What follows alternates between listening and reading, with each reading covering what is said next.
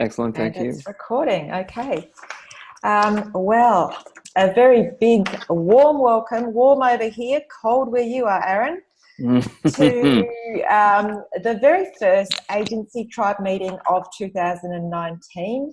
I hope everyone's had a really restful, or if not restful, at least super fun holiday season, and that you're coming back super refreshed and ready to go for this year. My name is Urszula Richards. I'm one of the community managers of AgencyTribe. Barry is unable to join us today, but he does send his regards today.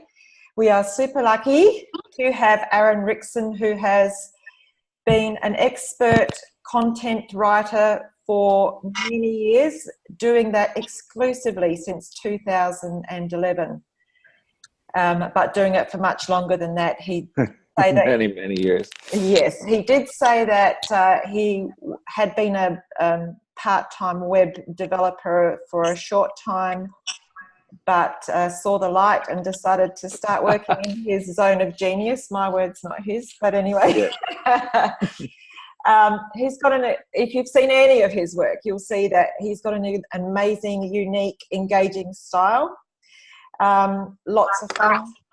And he has kindly agreed to talk to us about the topic that you said you were most interested in, which is specific content for the web, because he does a range of different type of genres of content. So perhaps we could have him back another time for some of the other things you're interested in. But most of us are digital agency owners, and we'd love to know what the best practices are, what are the important pages, what do we need to be aware of. So without any further ado, I'm handing over to Aaron. Thank you for joining us. Oh, thank you, Ursh. As Ursh said, I have been a writer for at least 2 decades now in the corporate world. I used to go home at night and hack out websites very poorly from about 2001. I did that for about 10 years and decided that I didn't need to be doing that anymore because I was not good at it. My heart was always with content.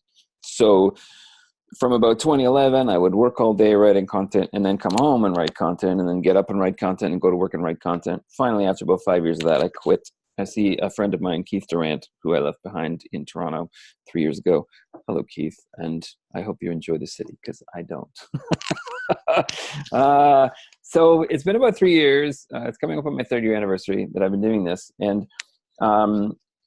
the basic plan in 2011 was, well, you know what, gosh, if I get all these agencies that I know to sell for me, then I can do my day job and not have to sell content. So for the past 8 years, I guess, I've been so immersed in the agency world.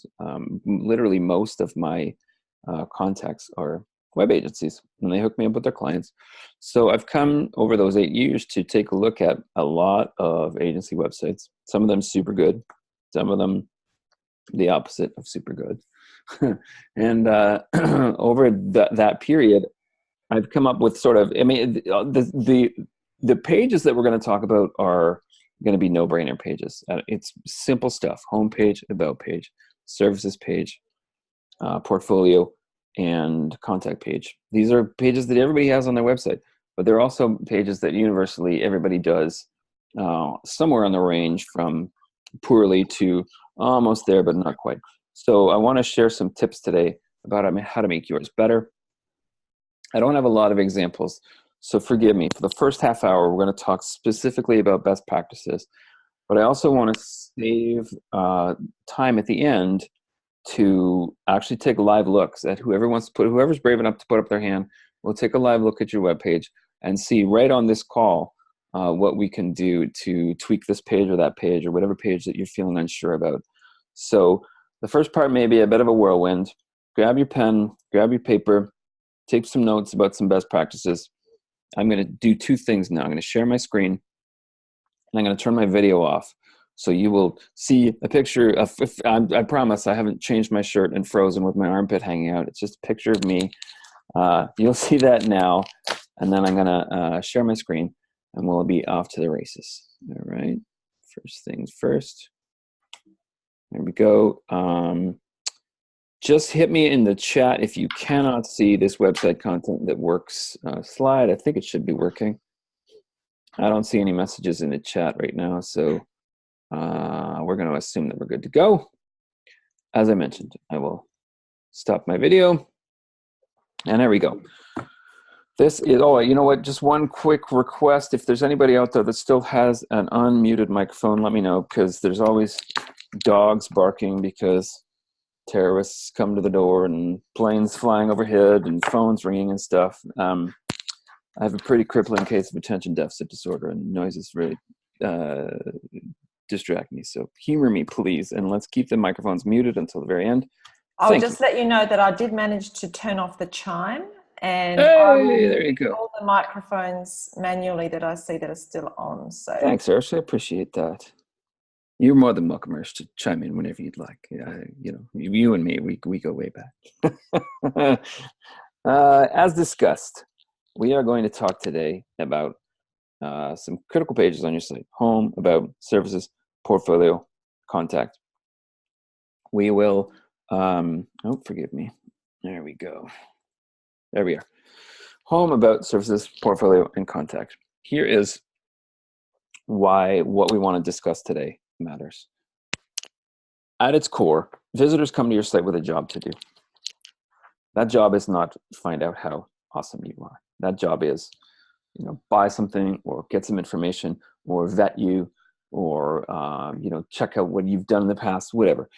They have a job, and you're not going to make that sale unless you show them that you understand them, that you can get into their head and understand their problems. That means that every page on your website needs to pull its weight. Otherwise, there's no point putting it on your site. And we'll also speak today about how it takes effort to get people to your site. And so if you let that person go without having them take some kind of action, then you've wasted all that effort. Good content helps you connect with your visitors so they do not leave, and so that you have a better chance of starting a relationship with them.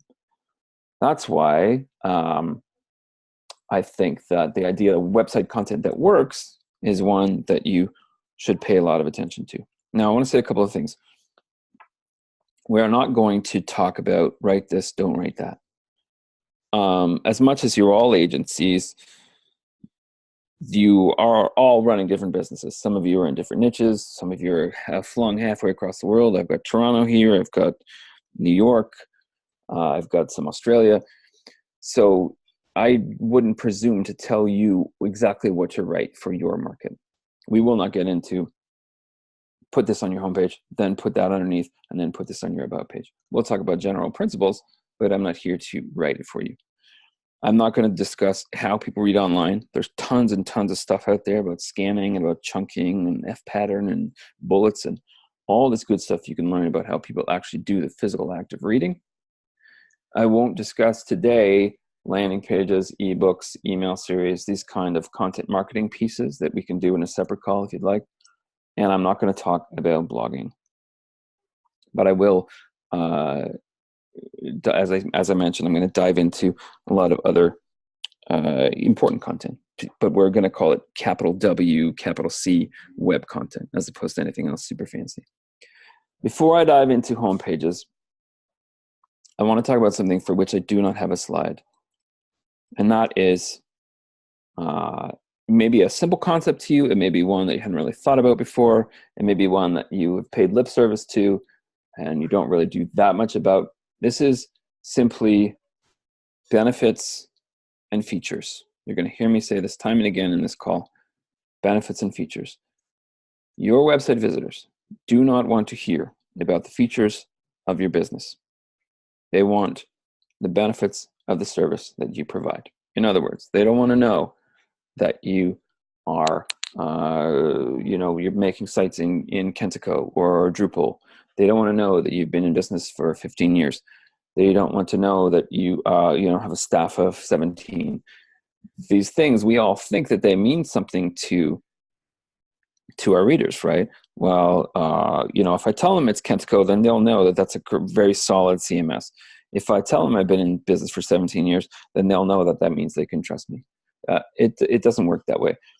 They want the benefits of the service that you provide, because thanks to the internet and the fact that you've got 45 competitors within a 50-kilometer radius, there's all kinds of info out there, and consequently buyer behavior has changed. It used to be that they might call you on the phone to learn about your service, get some advice about whether it would help. That's no longer the case. Nobody's calling you up and saying, please teach me about what I need on a website. If they contact you at all, it's just as likely to be by email, so they can control the sales process. And it's only because they've already decided that a relationship with you is worth exploring. There's studies out there that suggest that buyers are more than 60% of the way through that buying process before they ever contact you, which is a massive shift from even 10 years ago. In just a few short years, we've gone from, hey, I'm calling because I think maybe I need to get online, to, can you send me your clutch profile to prove to me that you're a reputable agency? Which means it's going to be more important than ever to use your website to anticipate what potential clients want to know, and then give them the answer. You're not going to make the sale. You're not even going to have a chance to make the sale unless you provide them website content that shows that you understand where they're at and that you can solve their problems. In other words, you get the benefits of your service up front. So if I repeat myself, it's only to say that. Benefits, not features, please. Now, on to the homepage. The homepage needs to work for a living. We will talk in a second about one of these needs, but a homepage has to do basically three things. It needs to look good, make a great first impression. It needs to help people discover other parts of the site they might want to visit. And it needs to help orient people to your company. But to be truly effective, it needs to do even more. It needs to guide visitors along the sales process so that if they're ready to buy, they can do so easily. That, for me, starts with the hero. That big, swath of picture and text that sits up top, above the full top of screen. I want you to do whatever you can to make sure that your hero communicates the value of working with your company in language that the reader understands, or better yet, that they would use themselves. We'll get into some example. If there's one flaw in this presentation, it's that I have not incorporated examples in line, so forgive me. We'll get to some examples when we open it up for some live looks in the hot seat. But trust me on this one. The hero needs to communicate the value of working with you, and the text below the headline needs to explain in your prospect's language how you can help them and what they need to do next. Please do not waste a chance to get a call to action in there to get visitors into your marketing flywheel. So in other words, we don't want a hero about, Cincinnati's Drupal experts.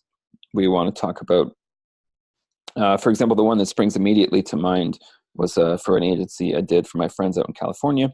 They're very, very strategy focused, and their hero says, some agencies say they do strategy. We don't do anything without it. For me and for them, that really set them apart, to describe their values straight off the top, and then work through the rest of their approach and ask them to get in touch with this download and that phone call and so on and so forth. So if you're still back in the old days of hey, we're the greatest, or hey, we've been around for a long time, do me a favor and focus on this slide exclusively, please. I want you to try to avoid talking about your company in us-centered language. Obviously, it's your homepage. You need to do it. But remember, they want to know how to solve their problem, not how great you are. So, take a look, print out your homepage if you want to, and circle everything you see that says we and I, and compare that to how many times you say you. You could probably make some very quick changes with just a few tweaks to sentence structure and your copy there, to instantly make that homepage feel much more you-focused and not we-focused. See if you can use testimonials, social proof on the homepage. It may be your only chance to impress on your reader that you're the real deal.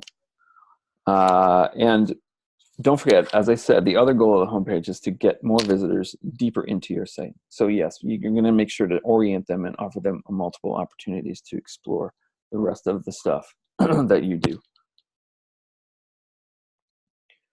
Thank you for the whirlwind tour through home pages. We'll switch next to about pages.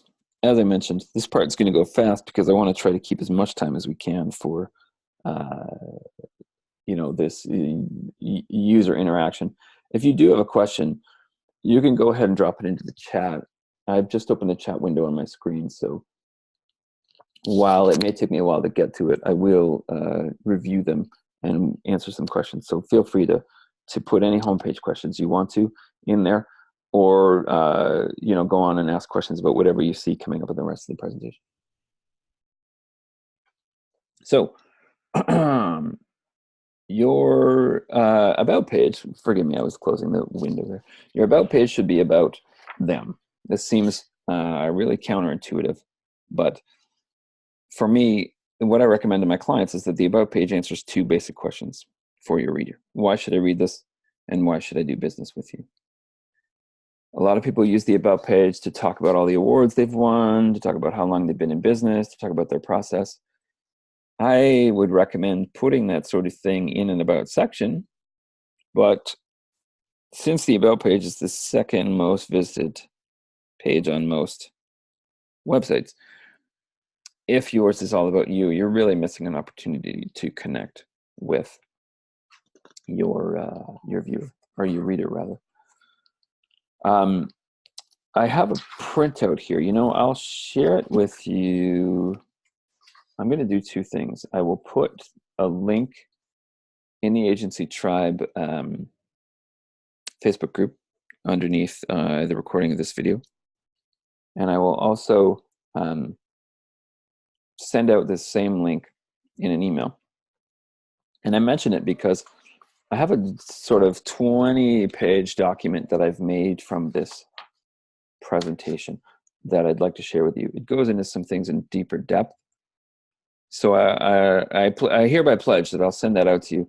In that document, there is a 5-step formula for about pages that I will go through right now. Number one, you want a value-oriented headline. Maybe I'll put these in the chat for you as we type so that you can have these things. Here are the 5 pieces that I want to see on your about page. Value-oriented headline, benefits. Oh, I'm spelling horribly. I can write them for you. Oh, perfect. Look, see, I'm so used to doing everything for myself. Number 2 is benefits-oriented copy. Number 3 is social proof. Number 4 is company details. And number 5 is a call to action. These are your 5 pieces. And we'll talk about them in a roundabout way, but they're, as I mentioned, they're explained in this large document. So I want to see a headline that promises the benefits your prospect is going to get by working with you. As we said, benefits versus features. My own website, or my own about page once read, get more clients, finish prospects faster, or finish projects faster rather, and make more money. I help web pros like you do it every day. I don't have that there on my about page anymore because I've since moved on and I'm no longer exclusively targeting agencies. But that's a whole lot different from I'm a writer, hire me, right? Get more clients, finish projects faster, make more money. I help web pros like you do it every day. That's the kind of headline that I write when people hire me. And it's the kind of real value-oriented headline that I would strongly push you to put on your own about page. Then, as we said, we want to get into some benefits-oriented copy. We want to detail the basics of your company, but from your prospect's perspective. So you're not going to be able to avoid company details, but it's best to focus on writing them in a way that helps them feel like you understand them. For example, we've been helping small businesses earn more money on the web for more than a decade. Can you see how different that is from we've been building websites for 10 years? The one of them focuses on you, and obviously the other focuses on the benefit of what you do. Next up, social proof, step number 3. Testimonials, links to case studies. Part of your About Us should speak to why you can be trusted. I have a pile of customer testimonials on my own About page. I don't have any case studies as yet. I've written a couple of them and have not posted them, but you can be sure that when I do, they're going to go straight there on the About page. Step number 4, we already discussed, company details. And well, you know what? Here's another example from my own site. I used to say, when you choose me for your content needs, I'll help you reduce project-related stress, increase customer satisfaction, improve your quality of life, and help you feel like your work refreshes you instead of drains you. That's a whole lot different from I do blog posts, I do landing pages, I do ads, and blah, blah, blah, blah. Right?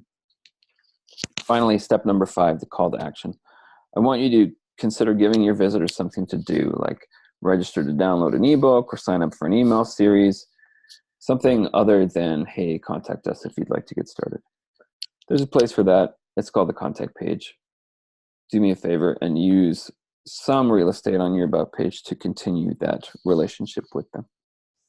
So, summing up, as you see in the chat, value-oriented headline, benefits-oriented copy, social proof, company details, call to action. Any questions now? I'll pop in and take a look. Sorry, I'm catching up with the chat where Ursula is noting my pledge to hand out this large document, and Michael Palacci is suggesting that she do so because Canadians are a slippery bunch. Keith Durant, I think you'll agree. We Canadians are a slippery bunch. Remember, above all, this should not be an About Us page. It should be an About You, my prospective customer page. Thank you. That's all you need to know about pages. Now, a service page that works for me is a service page that helps close deals. It can be just a list of services, or it can help you reassure buyers who are close to signing with you. That's what this next section of the presentation is all about, taking a boring old service page, making it more effective. To do that, obviously, you're going to focus on benefits, not just services. Just like in the other parts of your website we've discussed, you need to let prospects know how you can help. Don't just let them know what your services are, let them know how your services can help them. To do that, as we said, excuse me, I didn't realize I'd put a slide there. Consider writing multiple services pages for different niches or target audiences if that helps. Not always completely possible, but if you know, for example, that one segment of your audience really values a certain service and another one values a second one, then yeah, go ahead and build out separate ones for each of those rather than just list them all on a single services page. You'll find that the effort leads to more engagement.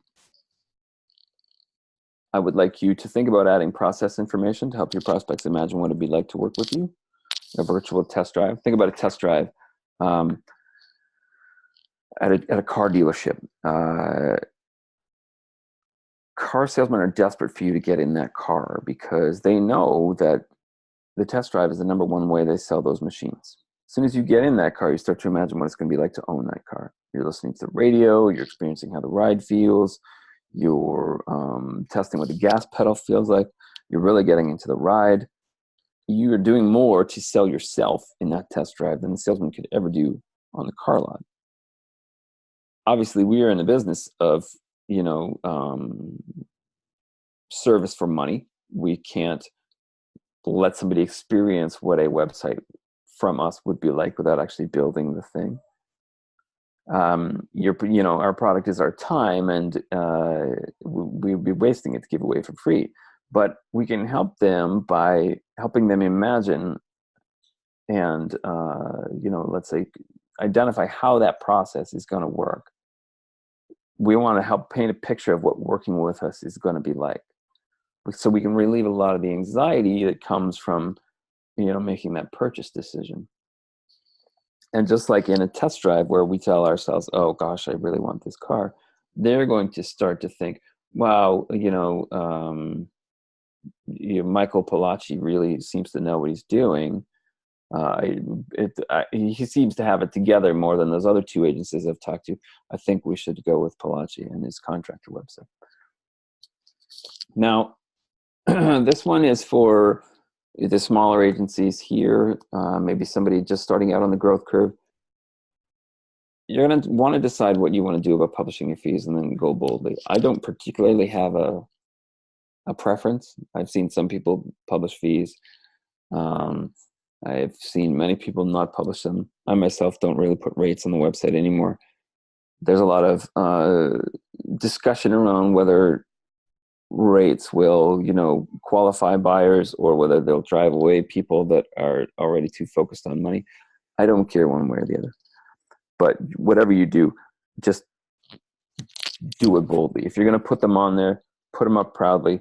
If you don't want to put them on there, be prepared to have a lot of early conversations about, what your fees are. And, if you've got a sales process that steers away the tire kickers and the time wasters, all the better. Pick a plan and run with it. I can't really give you better advice. It's still something that I personally face week in and way out. I will be completely transparent with you. I've not solved the problem either. I sometimes go back and forth. Occasionally I'll publish package prices and then, in a fit of regret, take them off and go back to answering 42 questions a week about how much copy costs. I can't advise you better than that, unfortunately. It's the one piece of this that I've not solved. But I will say this. Pick something and stick with it. Speaking of picking something and stick with it, if you can and you're comfortable with it, use a guarantee to help push cautious buyers at ease. Like, think about it. If your client said, I'm not happy, you would try whatever you could to make them happy. You would offer to give them their money back, probably, if you couldn't fix their issue with you.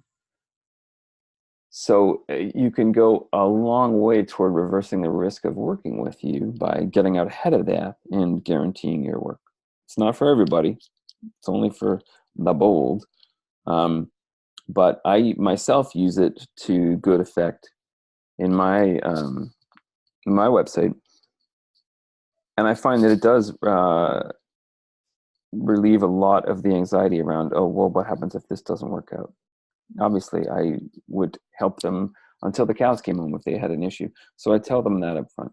My own guarantee is, pretty ridiculous. It's literally, if you don't like it, I'll make you happy. And if I can't, then I'll give you your money back and you get to keep the copy.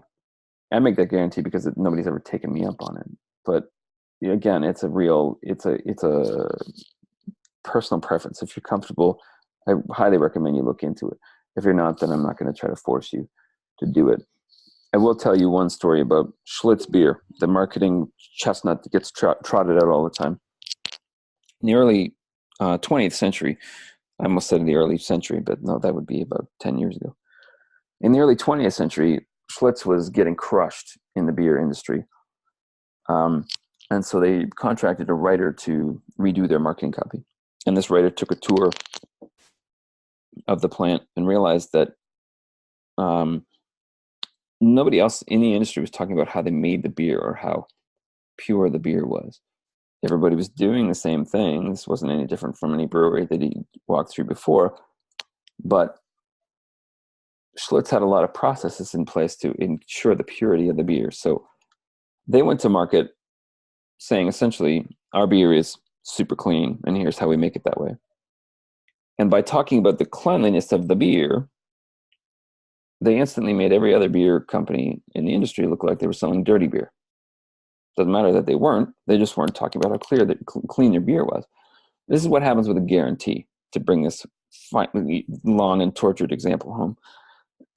If you got a guarantee, well, no pun intended, I guarantee your customers, or your competitors don't, rather. So if you're out there saying we stand behind our work so strongly that we're willing to guarantee it, it's necessarily going to make all the other people that are in competition with you, for that RFP or for that particular job, look bad.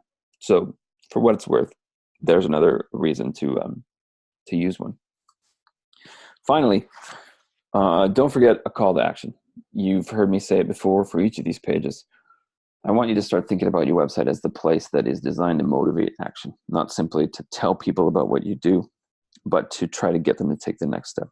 Please don't hang your hat on just simply contact us to learn more. Go ahead and give them something they can download, some more reading they can do about the problem they're having, or about how to make their website work better, or whatever it is. Just humor me and add some call to action to your service page. We are more than 60% through here. We're now transitioning into portfolio page. This, oh, sorry, are we still good? I'm hearing some, hello, Hope. I'm seeing your name come up. Hope, if you could do me a favor and just mute your microphone, that would be perfect. Thank you.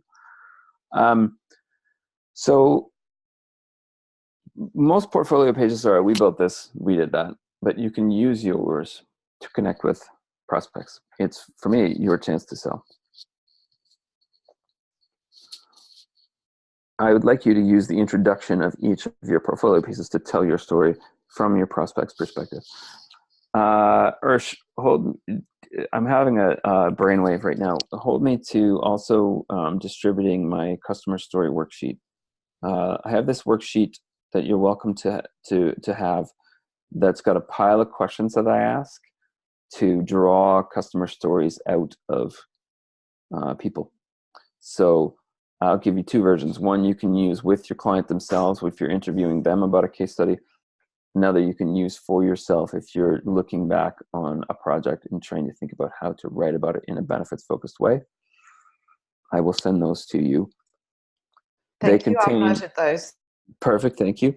They contain questions that I used to do this first piece, an introduction that tells your story from the prospect's perspective. In other words, it's not about, we built a 20-page website using,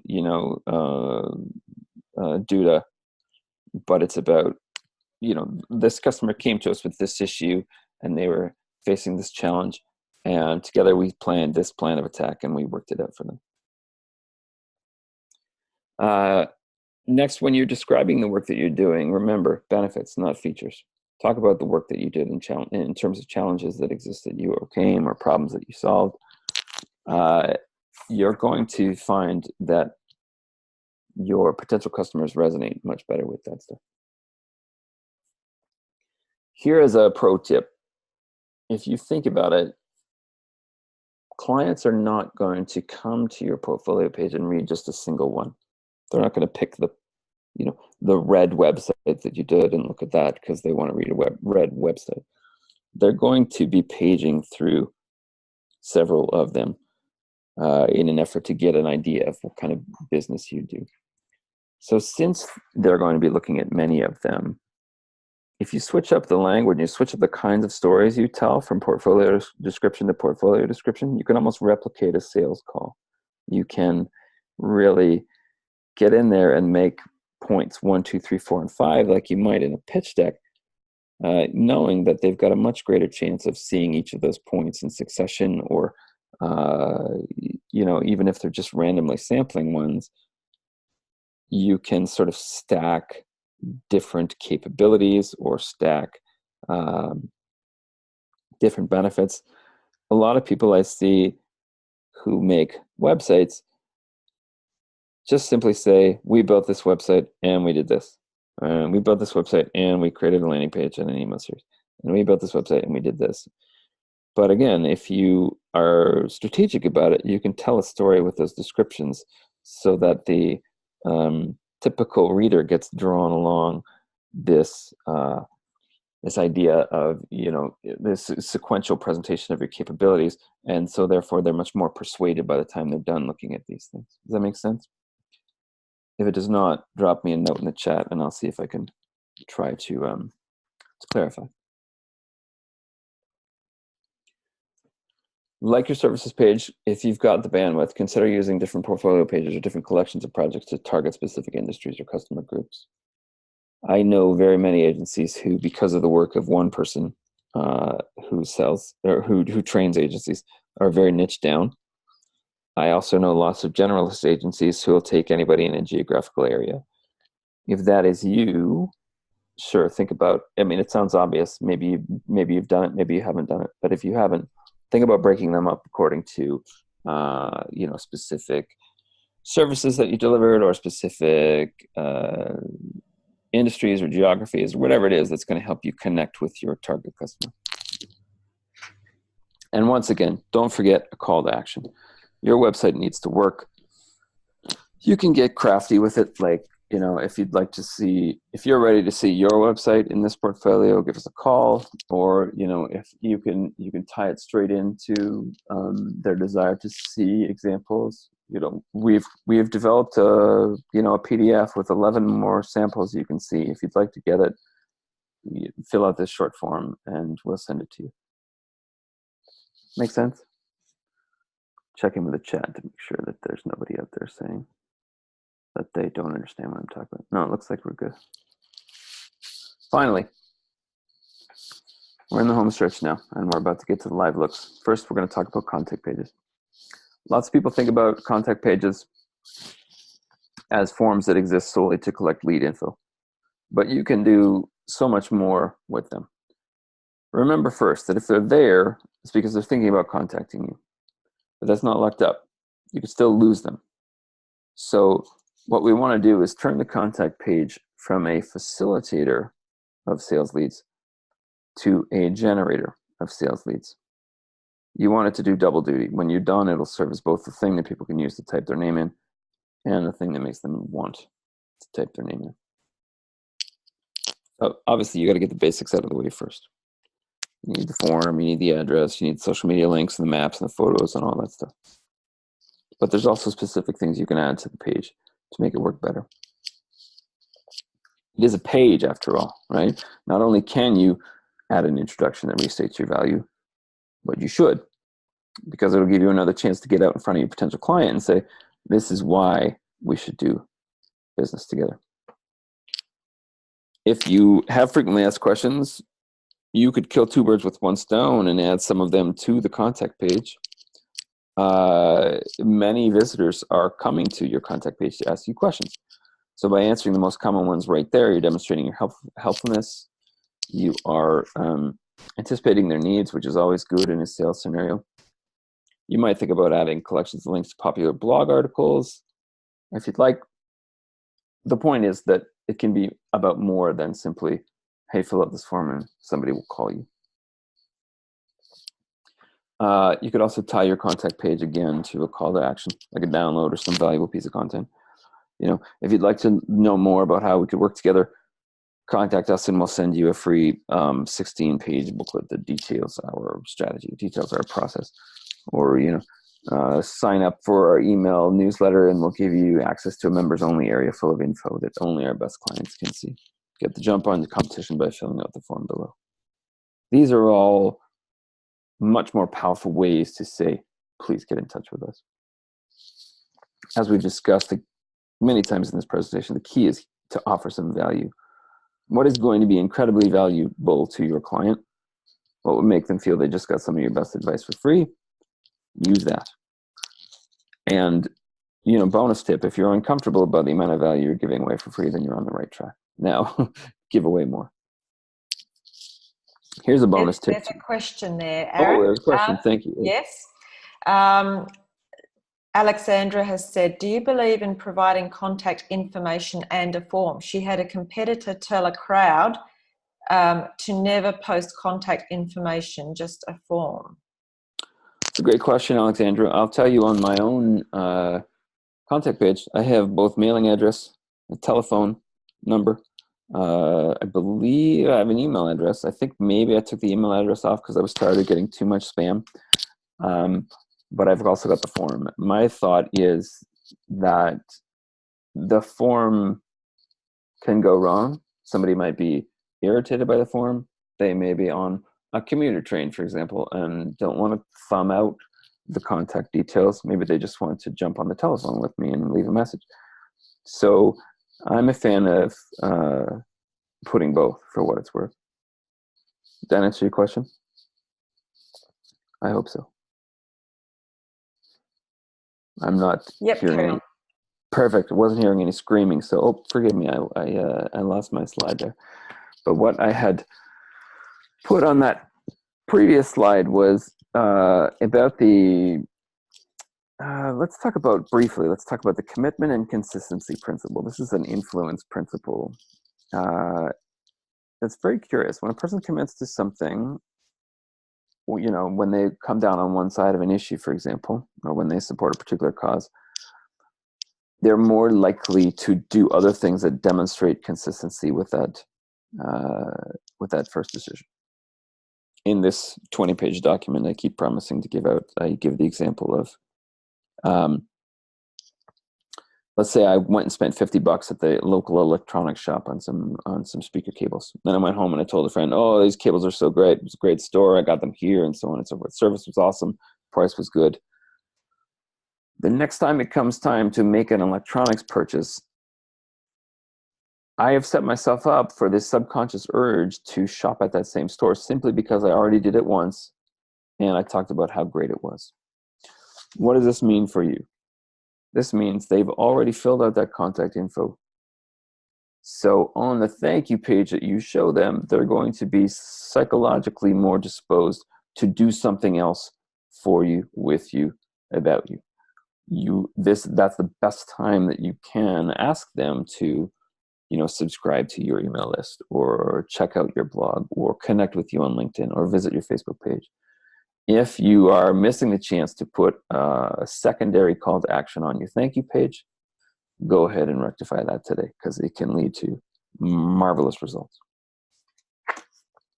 So, wrapping up, thank you for listening to, as I said, this whirlwind.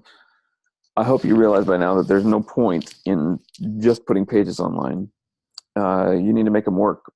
Anything, and I mean anything you can add to your site, needs to earn its place there. If you start thinking about your web content with that mentality, then the dominoes start to fall into place, right? If your content needs to earn its place on your site, then you need to make it do that earning. And then you need to use the kind of direct response techniques I've discussed on this call. They might feel a little salesy, but remember, you're not forcing anybody to buy from you. You're just simply helping people buy when they're already interested in buying. The reality is that you owe it to your business to get on top of this. You need your website to give you more leads, to help you make more sales. And there's tons of competition in the web space. Just in America alone, there's like 150,000 companies that do web design. Some of those are around the corner. Some of those are across the country. Some of those are around the world. Agencies that embrace website content that works succeed in an attention-starved internet world, and agencies that don't fail. It's that simple. So, thank you. That's my little soapbox speech. I'm going to turn my video on, and I'm going to stop my share. I'm here. Oh, apparently I snuck into the edges of my frame there. Thank you for all people that are still here. Now is the fun part. Whoever would like to is more than welcome to share. Oh, thanks, Ursh. So if you would like to say anything, if you would like the microphone, let me know and I'll unmute you, or you can pop it into the chat. So please go ahead and do that. While you're thinking about the questions to ask Aaron, I wanted to thank you very much for doing that. There's some amazing takeaways there, and I think it would be it's a good time for everybody at the beginning of the year to review their own websites and put this into practice. Can't believe I didn't even think about it. Well, it's kind of a fresh start and everything, and so this is perfect for us. And I read somewhere very recently that what we're trying to do is not make us a choice. We are trying to make us the choice when someone is, like, why us? But it comes through the lens of the person. The thing that you were saying about the benefits and features, I think that is one of the most basic core marketing principles that clients don't understand. They might be well versed in what the nature of their business is, but we are all so blinkered in the features and the tech and those things that we completely forget about what that actually means for the person, and we have to reframe our thinking in relation to that. It's true. It's even if we're experts at doing it for clients, it's often very hard to do it for ourselves. I'll give you a little analogy that I share all the time. You can use this with your own clients. I think I stole it off Copy Blogger years ago. They probably stole it off, Ross or Reeves or Eugene Schwartz or some famous copywriter. But here's what I want you to think about. people don't buy. Let's say they want a drill bit. They don't buy the drill bit. They buy the hole in the wall that the drill bit's going to make because they want to hang a picture of their grandkids. It's hard to remember that. So what I tell clients to do is think of a feature and then ask which means. In order to. Exactly. We have, we've been in the website business for 15 years, which means what? Well, that means we've got our processes worked out. That means that we know what we're doing around servicing clients. It means that we've seen all kinds of, big new, next new things, and we know how to separate the flash in the pan from the technology that's going to help you grow your business. It means we've had tons of experience and tons of time to help small businesses grow. All of these things spin out from just the one thing. So if you ask yourself which means what, you can dive deeper and deeper and get close to the true benefit of what it is that service that you provide actually is. Yeah. Can be tricky to do. And again, let's be honest, even if we're doing it for our clients, it can be hard to do it for our own stuff. I'm sure that at least one of the 20 of you are out there looking at my website right now to see if I'm doing all the things that I say we should be doing. I think I maybe score a 75% or an 80%, but I would certainly I would not claim to do all of these things that I talked about today. I think we are always time poor, but so is everybody. But it's impossible sometimes because you're too close to your own material, and I sometimes think the only way to do it is to actually work with someone else that isn't you, because you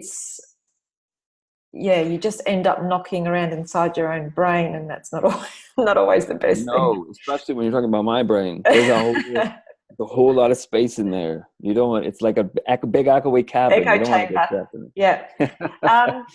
One other thing I was going to say when you were talking about the pricing, because whether to have it and whether to not have it, I'm going to experiment with something which is to not have it, but to have a pricing page that's hidden and not searchable by the search engine. So if someone asks you for a quote, what I did find really useful with having a page with a range between different things is that that kind of pre-qualifies them.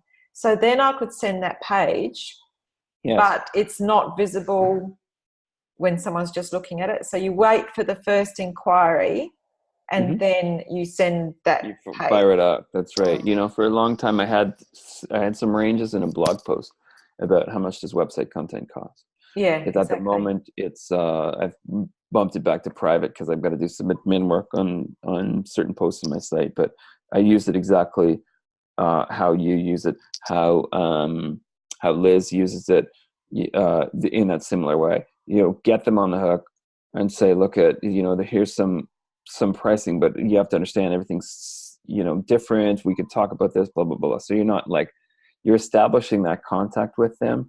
You're maybe getting them on an email list so you can follow up with them later. They're not simply seeing, oh my God, it costs $7,500 to do a website. I'm out of here.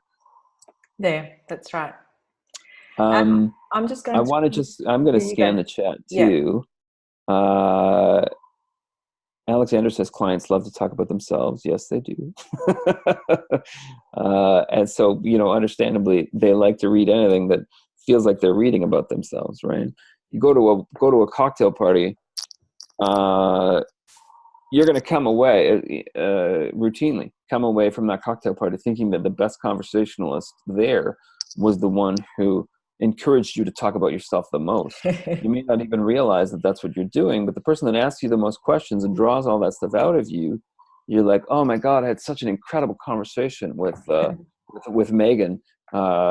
She asked me all these fascinating questions, and we had such a fascinating, if you listen to the tape, you're monopolizing 85% of the conversation, and yet thinking that Megan is responsible for 50% or more. So if you can write in that kind of language for your client, they're going to think you're the greatest web agency since sliced bread. I think there's Steve. Steve, are you still here? Steve has asked, is there any benefit of having a clients we worked with page? That's what I like to call social proof. That is, if they're recognizable logos, then you can get away with just showing the logos, and people will see those logos and think, oh, these guys, they were trusted by, AT&T. Then yeah, it looks like they'd be able to help us. I wouldn't rely on it specifically. I might incorporate that information into other pages instead of simply having a clients we worked with page.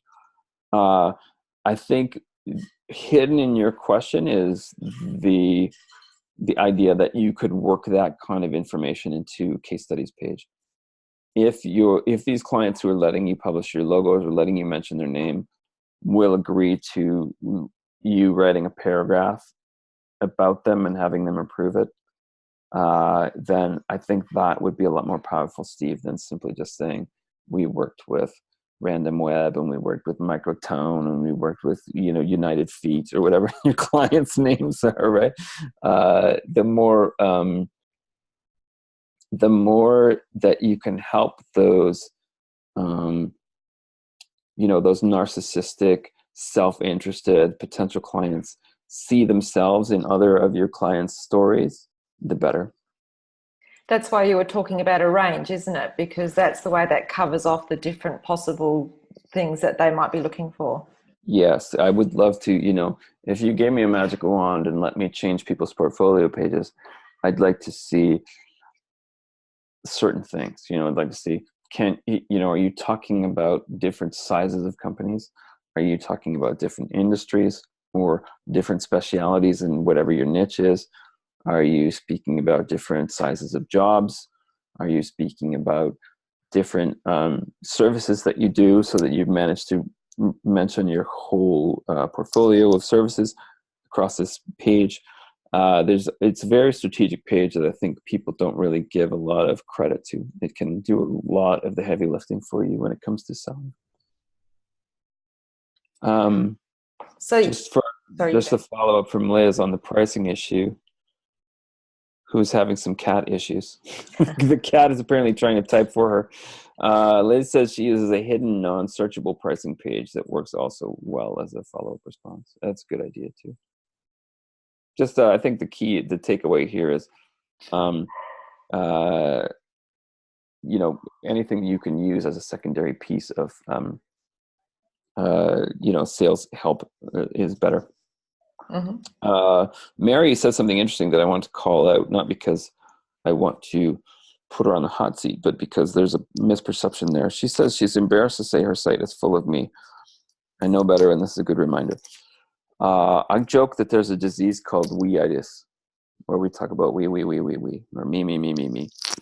It's super easy to do because we're all very busy, and we all need to launch our agency websites or update our agency websites in the middle of 3 other clients going down, and somebody can't even open their email, and you've got to launch 2 other sites and port over another couple, and somebody let their domain name expire. So there's all this stuff that we're doing on a day-to-day basis, and oh God, it's like 8:30 at night, and I just need to bang out this about page before I go to bed. And so we go, oh, we've been in business for 7 years, and we're good at this, and we do that, and we'd love to help you. Thank you, bye. Totally easy, and something not to be embarrassed about at all, because just the simple fact that we're here talking about it, I think kind of elevates us into the top 5% of agencies, let alone businesses out there. Everybody on earth does this. Us. The trick is the businesses succeed because they turn it around and talk about you. Look at any brand. There, Aaron, these are web pages. So the beauty of that is that we haven't produced printing material. We've got our about page. We go back 15 minutes and it's done. We've got the basic content there. We just do the slight repurpose and it's done. And now we've got, a mental framework that we're working with. Obviously, we have to have something there to start with because we can't not have an about page. But now that we've got one, it's what we tell our clients. It's exactly. tweaking. tweak. It's the easiest thing in the world to tweak, and it certainly should not. I mean, the reason I rambled about it was I would hesitate to use a word like embarrass. I think it's just, pre this, and now you can make the changes, right? There should be no embarrassment about it, no shame about it. It's continuous improvement. Continuous improvement, and it's also, if I can get real deep on it, it's a thing that I've been paying attention to for 20 years. I might put up my hand and say, "Oh, I'm embarrassed to say that I've got an image map on my front page," or my web design is still table based. You'd be like, "Oh, okay, well, we can fix that," but you wouldn't, I don't think less of me, except maybe talking to your husband later. You'd be like, "Hey, this guy." You wouldn't say you should be ashamed of yourself. So I don't want anybody to beat themselves up over, content choices that they've made in the past. Liz wants to know about past client stories. Yes, though you don't have to be Liz, you asked if you can use past client stories. Alexandra, you're answering her. You're on the right track. Liz is clarifying. Says she always worries about that if she's no longer working with the client. Look at my business. The chance of me doing recurring work for a client is very slim. It's really only blogging work for me, and I don't have a lot of blogging clients anymore. Pretty much every client I've ever had is a past client, and yet I still talk about them. I still refer to them. I still tell people about what I did and when I did it. If you can work language into a contract that says, before we finish, I'd like to ask you a few questions about our project, and if you agree, I'd like to post something on this page so that I can help sell other clients like you. If you're worried about it, I won't mention your name. I'll say a leading, toilet seat manufacturer or whatever it is. You can hide the fact that you're no longer working with them if you simply don't mention that you're still working with the ones that you're still working with. You can just talk about this company needed this, and we helped with that, and so we did that, right? It just reads that way. It doesn't have to necessarily be identified that they're still on the roster, or no, they left in a huff because you couldn't give them Facebook for $3,000. And I don't see any other questions. Now, I had promised that I would help people look at their own websites. Is anybody actually interested in doing that, or is the process just too intimidating? Oh, Joey says his new website can be the guinea pig if you'd like. Sure, Joey. Do you want to let's unmute Joey? Where's Joey at? Hang on. Oh, you can unmute him. Let's have a look. I might be able to. Yes, let's take a look. Let's see. What power have you got? I can't find him. Joey, are you 919? Hang on. Oh, or 916 rather. Joey doesn't seem to have a speaker. So perhaps okay. if you just pop the URL. No, there's Joey. There's 916. Hold on. I got him. I'm going to get him right now. There we go. Joey, you should be able to talk now, yes? I can, yes. Oh, perfect. Joey, you're can you hear me? Okay. Yes, you look a lot like a giant green telephone, but that's okay. I don't judge. Talk to me. Maybe you can pop your URL into chat, and then I will share it for the assembled population here. But where are you from? 916 is what? You sound like you're American. It's in California, yes. California, perfect. All right. And we're going to go over and look at peakdesign.net. That's Joey's website. And then I'm going to share my screen. All right, so perfect. We should be seeing this. Okay, so Joey, talk to me. Who are you? What do you do? Do you have a particular niche, or are you just working with businesses in the 916? What do you do? Yep, just pretty much businesses, mostly in this area. Not a particular niche. Okay. Now, I ask only because I just know a lot of people who niche down. If you're not particularly niche down, you're like 80% of the agencies out there. It's certainly not anything that you have to feel guilty about, or that you need to make a project for 2019 or whatever. Lots of people. I actually tried it a couple of years ago, and it just didn't work out for me. I went after the construction. So yeah. Oh yeah. Okay. All right. Just That's too bad. Michael's not still on the call. He's in the same space out in New York and New Jersey. In any case, now we work with, I'm assuming, businesses in the local area, or do you get businesses calling in from other parts of the States as well? Mostly the local area. Every once in a while I Okay. will, from a referral or something like that. But Okay. most of it's local search. Okay, so off the top of my head, I will say, just from a content point of view, I love that you've got your phone number up in the top right corner. That's best practices these days. Here's a phone number in case you don't want to wade through my website. I like you got a little chat window down the bottom. Awesome. I think the first thing that we want to talk about is just right from the section about homepages. You know, you're using you're using your hero to talk about the fact that you do website design and online marketing. Clearly, that's an SEO move. You want to get those keywords right up there in the H1. There's probably a way where you can still code those in an H1 and maybe make them smaller and use much of that real estate to talk about your value proposition. You know, what is it that you do differently? What is it that's going to help you, like Ursh said, go from being a choice to being the choice? I call that column A. I stole it out of a sales textbook. Imagine that they are comparing 3 web agencies. They've got one of them in column A, they got one of them in column B, and they got one in column C. You want to be the one that they look at first in column A and that everybody else gets compared to. So your hero here is going to be your chance to get some real benefits focus, some real value focus, to maybe even crack out some kind of catchy slogan that reads like an ad, but that communicates your value proposition. You know, even as we're watching, you know, like there are some of your samples that are circling past that are doing this a little bit better, right? Like if we look at this one, says world's quickest PCB layout to loaded assembly. That's not necessarily great, but it promises a benefit to somebody that understands what that means. This one is talking about problems that people are having. You know, this Navicore Consulting has got a setup here where you can use this hero space to click on the problem that you're having. You're an entrepreneur, you're driven to succeed. So what's holding you back? They seem to have that kind of you-focused language dialed in.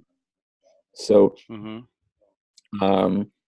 know, I'd like to see you replace this stuff with something, you know, you-focused, not necessarily a get online and grow message, but something along those lines. Maybe there may even be some, I'm going to take a quick look, there might even be some content here on the homepage where we might draw inspiration from. You know, we're getting to it here, right? You've only got a few seconds to make an impression online. Connect your business with your target audience. Sorry, I'm now clicking on things I don't mean to be clicking on. You're starting to get to some customer problems here, right? You know, you wouldn't necessarily use branding up top, but you're mentioning these kinds of things here that I think are more problem focused than what you've got up here. This is definitely you focused, definitely feature focused, and you're starting to hint at some benefits in this content here. I like these statistics if you can connect them to customer goals, right? They you might even add some text around, these are just numbers, but here's what they mean, you know, and then blah blah blah blah blah. So that would let you continue to use this design feature. I mean, this is an awesome one. 275 happy clients. I really like that. You know, what you're meaning here with 150 plus websites designed, 75 plus logos designed, is that you have a process that really works, and that you know the ropes, and you can help people almost instantly. And what you mean here with 18 years in business is, you know, in comparison to these fly-by-nights who take you know, a $15 Udemy course and then set you up on Wix.com, you've got a lot of experience going for you, and you've answered a lot of questions over the years. You've faced a lot of challenges. There's probably no challenge that a California entrepreneur could bring to you that you haven't already seen and solved. So, you know, I'm not suggesting you need to move away from these numbers, but I'd love to see some explanatory text that is designed to sell you, you know, to sell those numbers. Make sense? Benefits to them. Yeah. Like benefits. Yeah. Talk more about benefits to them, also including these things. Exactly. I mean, I when you've got 275 plus happy clients, it makes sense to trumpet that from the rooftops. When you've done more than 150 sites, it makes sense to talk about that. Just go the extra mile and connect that to what, you know, what questions are going in a prospect's head right now. Can I trust this guy? Absolutely. Is he going to rip me off? Is this just some dude that's working out of his mom's basement? You know, does he know his way around a website? Does he know design? These are all the questions they have that I think you're trying to answer with these numbers. Just make it explicit. Make sense? Gotcha. Totally. Right on, man. Thank you for sharing your website. I'm going to... Thank you. Thank you. You're more than welcome. As I said, you know, reach out in AgencyTribe if you'd like, and we can... maybe you guys can even sort of post links down below the recording of this video. We might be able to help that way. Thanks, Actually, man. that would be cool to put that up in AgencyTribe, and anyone who's brave enough could put up their site, and collectively we could do something that we would see as a quick win, 2 or 3 quick wins. Yeah, that's really neat. As we were saying before, it's so hard to get out of your own head to kind of work out a better way of saying things. I would be more than happy to take a sort of an asynchronous look. Obviously, I can't do it all at once, but you know, if you want to, you know, find where this link is, find where this video is posted in AgencyTribe, and then yeah, go ahead and post your URL below, and we'll see what we can do. I guarantee I'll look at every one of them and see if I can offer a little bit of help. That's very generous. That would be awesome. And it's very much along the lines of how I'm seeing, or how we're seeing AgencyTribe moving forward, is that when we have a guest speaker, we kind of have a month of that topic that we actually try and implement. Yeah. Because, you know, we're getting so much information, but never the time to kind of deep dive on things. So it'd be great to kind of go, okay, this is what we've learned. Let's all try and implement that either with ourselves or with our clients, and make it much more interactive. Right on. Yeah, no, I'm down for sure. Oh, hey, you know what? I've just moved my Zoom into gallery mode. I can see Michael Collins there. Hello. We had a conversation the other day about you know, whether I'd met him or not, and I had forgotten, so I apologize. Who else is brave? Anybody else want to put up a website? Anybody? Or should we wrap this so people can go about their day, or get to the business of let's see. This is your last chance to ask any questions live. We're very lucky that Aaron has said that he'll pop into AgencyTribe and have a look at our stuff if we are brave enough to ask him. And obviously not just him. It's a group effort. We'd love to get everyone's feedback on websites and how we can implement the principles, because it's often through implementing and trying to grasp ideas and talking about them that we can actually really cement them in our brains and learn them. So thank you so much, Aaron. Thank you, everyone. It's been really fun. I enjoy meeting new people, especially if they have Australian accents. Nice to meet you, Tammy. Fantastic. And what we'll do, we will put the recording up as soon as humanly possible and continue the conversation in the group. Thank you very much. Thank you, Ursh. And yes, we miss you, Barry. In case you've made it all the way to the end, we missed you. Sorry that you couldn't be here today. Barry, if you didn't hear, is off in Arizona, the fabulous desert state of Arizona, USA, working on, I think, improving his business. He's with a company called 6th Division out there doing a workshop. So we miss you, Barry, and I hope you enjoyed the recording. Thank you, Joey. Thank you, Liz. Thanks, Bruce. Thanks, Steve. Thanks, Alexandra. Thanks, Michael. I really appreciate the feedback, everyone. Thank you for chiming in on chat. Thanks again to our willing guinea pig. Appreciate you letting us walk through Peak Design. And again, if you're watching this now, it's because you're seeing a recording. So down below, there should be a couple of links to a couple of things, and you're also more than welcome to post your website down there for comment and for review if you are fabulous, bold enough to do so. Thank you all. Have a great evening, morning, day, year. Bye, everybody.